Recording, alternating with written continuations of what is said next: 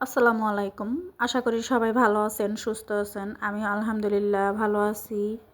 আজকে তো চলে আসছি পিজা হাটে পিজা খাওয়ার জন্য। অনেক দিন যাবৎ পিজা খাওয়া হয় না। আর মেয়েও খুব বায়না ধরতেছিল যে পিজা খাবে। আর আজকে তো পিজা হাটে এত লোকের লোকজন দাঁড়াই থাইকা টেবিল বুক করতে হইতাছে, দাঁড়াই থাইকা টেবিলের পাশে টেবিল নিতে হইতেছে। আর মানুষ তো আরও অনেক দাঁড়াই রয়েছে। আসলে ঈদের তৃতীয় দিন তো সবাই চায় যে পরিবারের নিয়ে একটু বাইরে যাওয়া, খাওয়া দাওয়া করা। এই জন্য আর কি মোটামুটি এই পিজা হাটে অনেক মানুষজনের ভিড়। এই তো আমরা একটা ছোটোখাটো আমাদের মেয়ের যে হয়ে যাবে এরকম মিডিয়াম সাইজের একটা পিজা অর্ডার দিছি। আমার মেয়ের পছন্দ, আর আমার মেয়ের তো এই ধরনের খাবার খুব পছন্দ। আসলে বাচ্চাদের এই ধরনের খাবার সব সময় পছন্দ থাকে। বাসার খাবার তাদের খুব কমই ভালো লাগে। তাদের বাসার খাবার আসলে গলা দিয়ে নামে না। এ ধরনের খাবার যদি দেখা গেছে তাদের রোজ দেই, তারা রোজই খাইতে পারে। আমার আবার এই ধরনের খাবার ভালো লাগে না তেমন একটা। আমার ভাত খাইতে হয়। আমি ভাত পাগল একটা মানুষ। আর আমার মেয়েকে আমি যদি সারা বছর এগুলো দিই, সে সারা বছর এগুলো খাইতে পারে। সে কখনোই না করবে না যে খাবে না।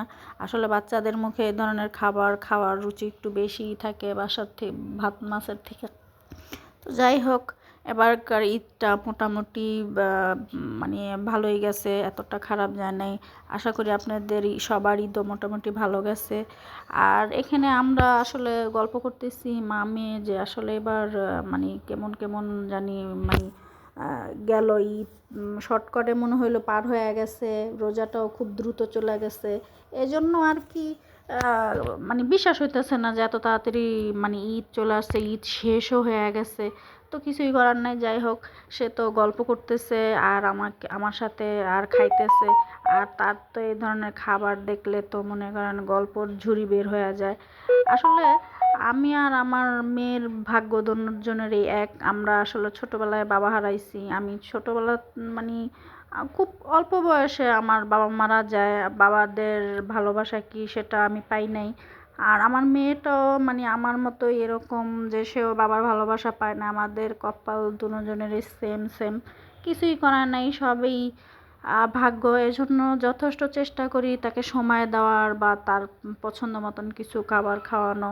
আর এখানে আজকের যে খাবারটার যে বিলটা, এটাও নাকি আমার মেয়ে দিবে, কারণ সে এবার ঈদে অনেক ভালো একটা বকশিস পাইছে তার খালাতো বোন, খালাতো ভাইদের কাছ থেকে। তো এই জন্য বলতেছে যে এবারের খাবারের যে বিল সেটা সে দিবে। তারপরও এই বিলটা দেখা গেছে পরিবর্তে উঠায় নিয়ে যাবে, কারণ এই টাকাটা তো আর তার মানে আমাকে এক একদিনের খাবারের বিল না হলেও 10 দিনে উঠায় 10 বার উঠানো হয়ে যাবে। এটাই বাচ্চাদের নেচার। বাবা মা যত করুক, তারা যদি 1 টাকা হাওলাত দেয় বাবা মারে, এই 1 টাকা সারা বছরে থেকে যায়, সারা বছরেই নিতে থাকে। এই হলো বাচ্চাদের অবস্থা। তো সবাই আমার মেয়ের জন্য দোয়া করবেন, সে যেন একজন জীবনে ভালো মানুষ হতে পারে। আর সে যাতে